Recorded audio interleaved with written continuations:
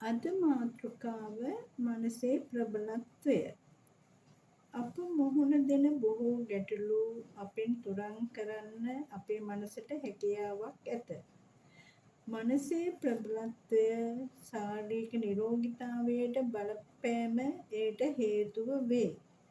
සිහි කල්පනාවෙන් කටයුතු කිරීම, අත්වැරදීම්, අනුතුරුන් වගේ දේවල් වළක්වා ගැනීමට ඉවහල් වෙන බව අපි කවුරුත් වගේ දන්නා කාරණයකි. සත්තු පවා සිහි කල්පනාවෙන් ඔවුන්ගේ අවශ්‍යතා ඉටු කර ගැනීමට කටයුතු කරන බව අපි දැක ඇත්තෙමු. නමුත් මනසේ ප්‍රබලත්වය තක්සේරු කිරීම එමගින් කළ නොහැක.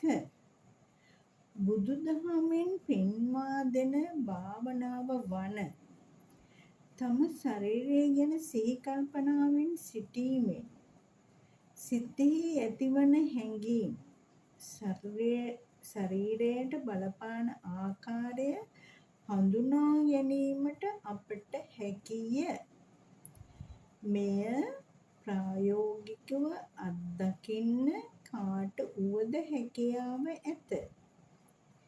සිත වෙනත් අරමුණකට යොමු නොකර තම ශරීරය වෙත පමණක් යොමු කරගෙන විනාඩි 10ක් 15ක් පමණ රැඳී ඉන්න. එවිට ශරීරයේ යම් චලන සිදුවෙන බව ඔබ අත්දකීවි. එමගින් මනසේ එහෙම නැත්නම් හිතේ ප්‍රබලත්වය තේරුම් ගැනීමට ඔබට හැකියාවක් ලැබෙනු ඇත.